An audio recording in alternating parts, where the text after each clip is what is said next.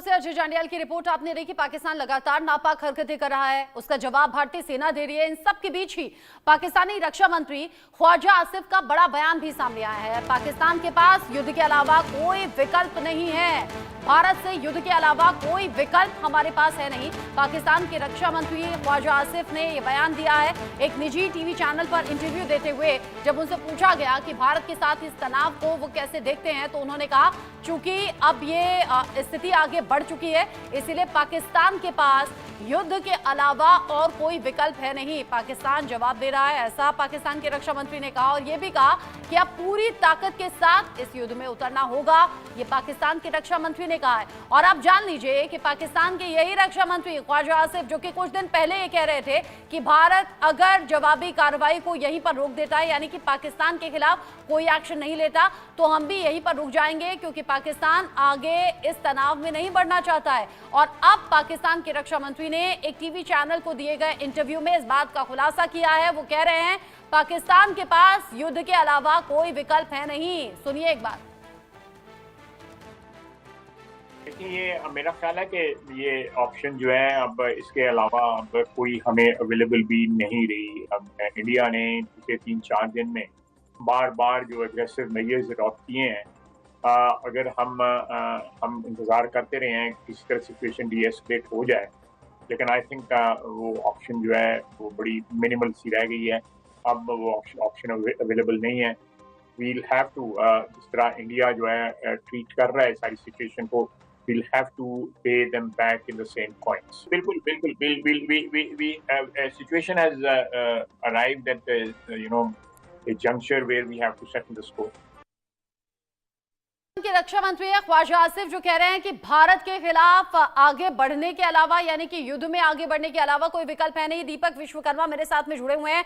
दीपक, पाकिस्तान का समझ नहीं आता, दोगला हम पाकिस्तान को पहले से कहते आए हैं। अब नेता मंत्री इसी तरह के बयान दे रहे हैं। 4 दिन पहले कुछ और कहते हैं, अब कुछ और कह रहे हैं। पहले भारत से रिक्वेस्ट कर रहे थे कि आप यहीं पर रुक जाएं, तो हम भी यहीं पर रुक जाएंगे। अब कह रहे हैं जब भारत की तरफ से सिर्फ जवाबी कार्रवाई की गई है, अब कह रहे हैं कि पूरी ताकत के साथ युद्ध में उतरने के अलावा कोई विकल्प नहीं।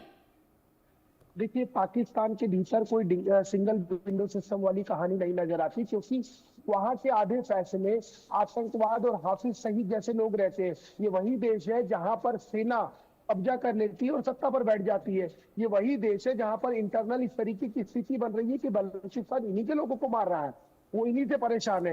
ये वही देश है जहां पर क्रिकेटर अलग राग अलापते हैं, इनके नेता अलग राग अलापते हैं, विपक्षी पार्टियां अलग राग अलापती। इन्हीं के नेता इंटरनल ये कह रहे हैं कि भारत के साथ युद्ध नहीं होना चाहिए।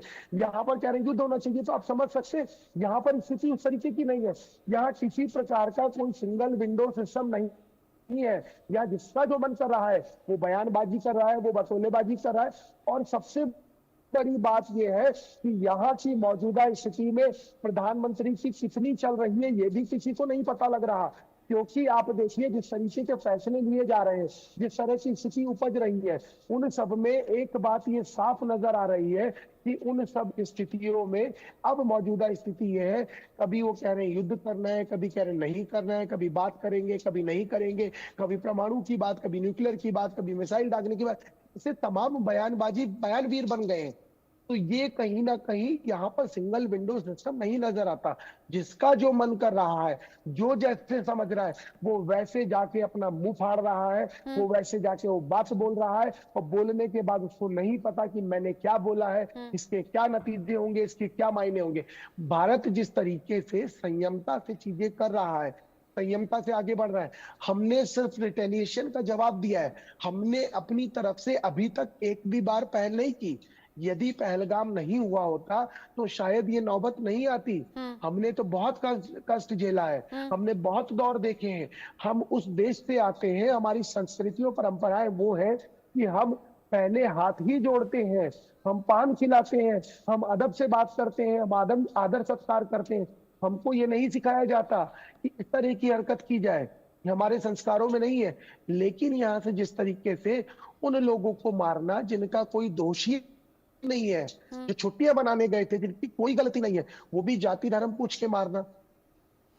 जिस जाति तरीके से धर्म कश्मीर आगे बढ़ पूछकर रहा मारा था, गया और जब भारत ने जवाबी कार्रवाई की, वहां जब सैकड़ों की संख्या में आतंकवादी ढेर हो गए, पहले 100 का आंकड़ा था, फिर 200 का दावा किया जाने लगा, अब 300 का आंकड़ा कहा जा रहा है कि 300 आतंकी ढेर हुए हैं। और उन आतंकियों के जनाजे में जब पाकिस्तानी फौज के अधिकारी शामिल हुए तो ये पूरी दुनिया के सामने मैसेज एकदम क्लियर हो गया कि पाकिस्तान न सिर्फ आतंक को पालता है, न सिर्फ उन्हें सुरक्षा मुहैया कराता है, बल्कि उनके जाने पर, उनकी मैयत पर आंसू भी बहाता है, फूल भी चढ़ाता है, सिर झुकाकर, हाथ बांधकर। पाकिस्तानी फौज के अधिकारी खड़े भी रहे और पाकिस्तान एक बार फिर से एक्सपोज हो गया।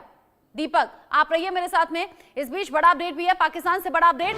पंजाब प्रांत के पूर्व सीएम का बयान सामने आया है। वो कह रहे हैं पाकिस्तान कमजोर मुल्क बन चुका है। पाकिस्तान